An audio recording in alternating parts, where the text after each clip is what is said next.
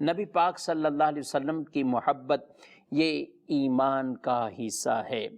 یہ ایمان کا حصہ ہے، کیونکہ روایت میں حدیث پاک میں واضح طور پر ارشاد فرما دیا الا لا ایمان لمن لا محبت لہ، اس کا کوئی ایمان نہیں ہے جس کے دل میں نبی پاک صلی اللہ علیہ وآلہ وسلم کی محبت نہ ہو۔ پھر یہ بھی ارشاد فرمایا لا یؤمن احدکم حتی اکون احب الیہ من والدہ وولدہ والناس اجمعین، تم میں سے کوئی شخص بھی اس وقت تک ایمان والا نہیں ہو سکتا،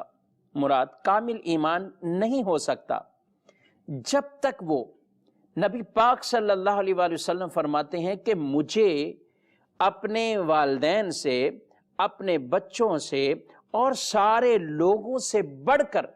جب تک وہ مجھ سے محبت نہیں کر لیتا اس وقت تک وہ ایمان والا نہیں ہے، اس کے ایمان کامل نہیں ہوتا ہے۔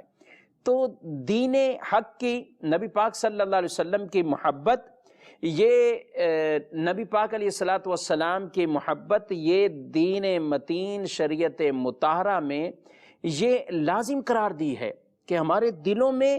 آقا صلی اللہ علیہ وسلم کی محبت ہو، اور کتنی محبت ہو؟ اپنے آپ سے زیادہ، اپنے بچوں سے زیادہ، اپنے ماں باپ سے زیادہ، تمام لوگوں سے زیادہ، اپنے گھر بار سے زیادہ، اپنے کاروبار، تجارتی معاملات، مکانات، ان سب سے زیادہ محبت ہو تو وہ نبی پاک صلی اللہ علیہ وآلہ وسلم کی محبت ہو۔ اس محبت کے لیے کون سا اصول ہونا چاہیے، اور محبت کے لیے ایک مسلمانوں سے کیا تقاضا ہے، ایمان والوں سے کیا تقاضا ہے؟ آئیے رب کا قرآن سنتے ہیں، اللہ نے کیا ارشاد فرمایا۔ بسم اللہ الرحمن الرحیم، قل ان کان آباؤکم وابناؤکم واخوانکم وازواجکم وعشیرتکم واموال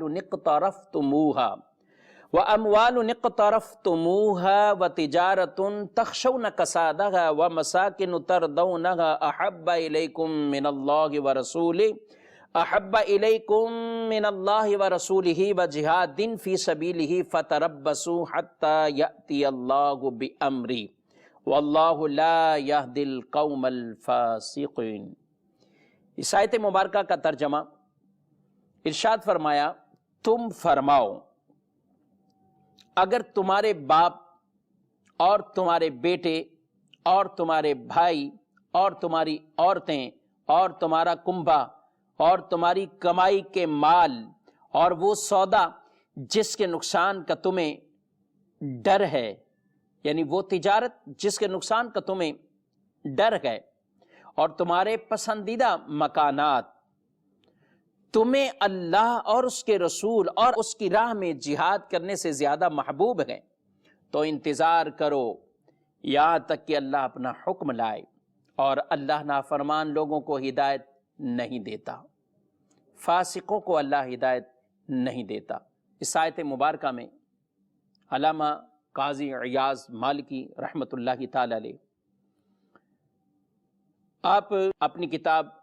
شفا شریف میں فرماتے ہیں کہ یہ آیت کریمہ رسول اللہ صلی اللہ علیہ وسلم کی محبت کے لازم ہونے، فرض اور اہم چیز ہونے پر یہ دلیل ہے، یہ حجت ہے۔ اور اس آیت میں ترغیب بھی فرمائی گئی ہے، اور اس آیت میں تنبیہ بھی گویا کہ فرمائی گئی ہے، ترغیب اور اس کے ساتھ ساتھ تنبیہ بھی ہے، کیونکہ جس نے اپنی آل اور مال کی محبت کو اللہ اور اس کے رسول صلی اللہ علیہ وسلم کی محبت سے زیادہ سمجھا، اس آیت میں اللہ تعالیٰ نے اسے سخت تنبیہ فرمائی ہے،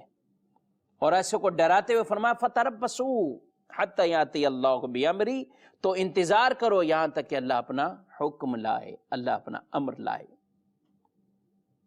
اور فرمایا آخر میں ایسے کو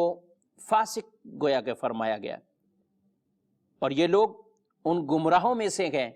جنہیں اللہ ہدایت نہیں دیتا، ان کو ہدایت کی توفیق نہیں ملتی ہے۔